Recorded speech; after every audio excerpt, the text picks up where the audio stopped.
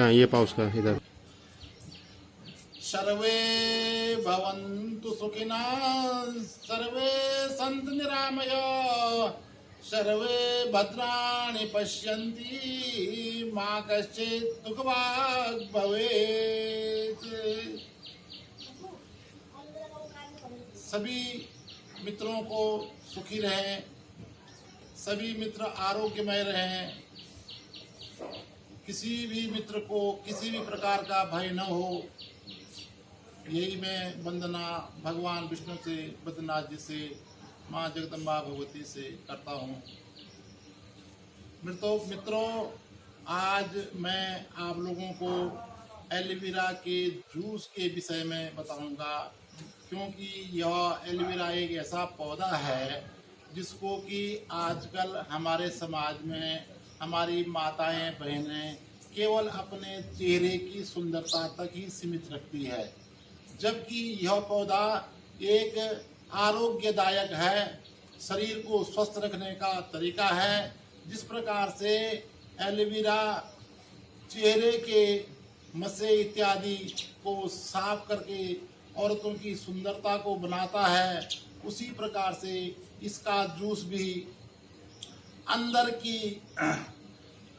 समस्त इंद्रियों को स्वस्थ रखता है और शरीर के अंदर कहीं पर भी दाग धब्बा घाव इत्यादि होगा तो उसको भी जो है सही करता है और आरोग्य शरीर को प्रदान करता है। उसके बाद जो ये एलोवेरा के वेस्टेज निकलता है, जूस निकलने के बाद उसका भी अचार बनता है और यह अचार भी आदमी के स्वस्थ जीवन के लिए बहुत ही लाभकारी है। अब मैं आप लोगों के लिए एलोवेरा के पौधे यहाँ पर हैं और इन पौधों से जो है एलोवेरा को आप जो है गमले में लगा सकते हैं, खेत में लगा सकते हैं, जहाँ पर आपकी जितनी जगह होगी उतनी जगह का सदुपयोग कर सकते हैं।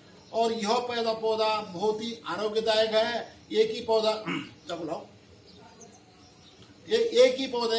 पौधे से जो है अनेक पौधे निकल जाते हैं और इसके लिए जो है गोबर की खाद का विशेष करके प्रयोग करना चाहिए और इससे जो आदमी का जीवन स्वस्थ होता है। अब मैं आपको पौधा किस प्रकार से निकालना है और किस प्रकार से काटना है वह बताता हूँ।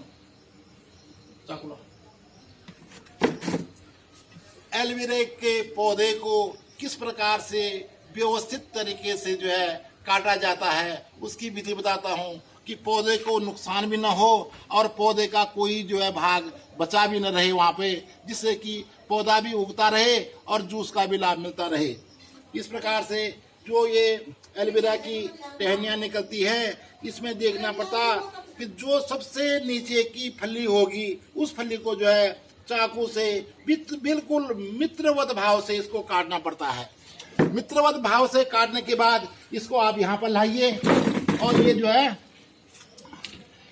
एक जो है कोई भी थाली आप ले सकते हैं, थाली का प्रयोग कर सकते हैं और इसको जो है इसके किनारे का भाग जो है ये काट देते हैं।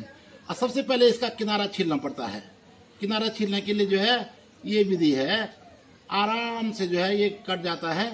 कोई भी आपका घर का चाकू का प्रयोग आप इसमें कर सकते हैं और किसी भी थाली का और कटोरी का प्रयोग कर सकते हैं। केवल बर्तन एवं हाथ सब जो है व्यवस्थित रूप से धुले हुए होने चाहिए। इस प्रकार से यह इसका किनारा छील देते हैं और किनारा छीलने के बाद जो है व्यवस्थित कटता है। ये बहुत बढ़िया तरीके से कटता है। इसको बहुत प्यार से काटना पड़ता है, जितने प्रेम भाव से आप इसको छिल गया है। अब इसको जो है हमने व्यवस्थित छील दिया है। छीलने के बाद जो है ये कटोरी लीजिए, कटोरी से जो है चाकू की धार को बिल्कुल सीधा रखना है। तिरछा करोगे तो जो है क्या होगा कि इसकी फली का नीचे का कितना कट जाएगा। सीधा रखेंगे तो इसका जो है ये जूस का ये भाग सीधा निकल जाता है, ये भाग निकल जाएगा। तो यह जिन लोगों के यहाँ घी का प्रयोग नहीं होता है वे लोग भी इसको घी के प्रयोग में प्रयोग कर सकते हैं। यह बिल्कुल घी का काम करता है और शरीर के लिए आनंददायक है, शरीर को सुंदर बनाता है, स्वस्थ बनाता है।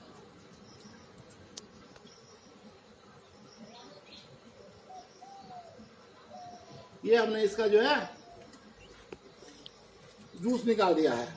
अब इस जूस को आप जो है व्यवस्थित रूप से जो है मिक्सी में जो है जिस प्रकार से हर जूस को फेंटते हैं उसको फेंटिए और फेंटने के बाद जो है तत्काल ही यह जूस जो है बन जाता है। यह शरीर के लिए आरोग्यदायक है। इसको आप जो है फेंट के लाइए, तब तक मैं जो है इसको फेंट के ले आओ, तब तक मैं जो है इसको अचार बनाने की प्रक्रिया बनाता हूँ।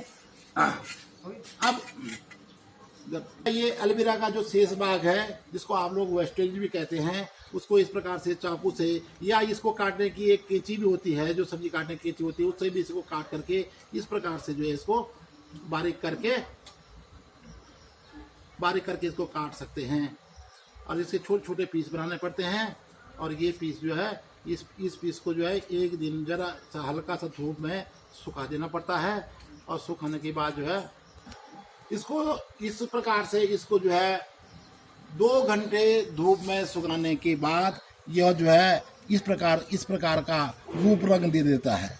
और जब ये इस प्रकार का रूप रंग दे देगा तो इसमें जो है ज़्यादा कोई खर्चा नहीं है।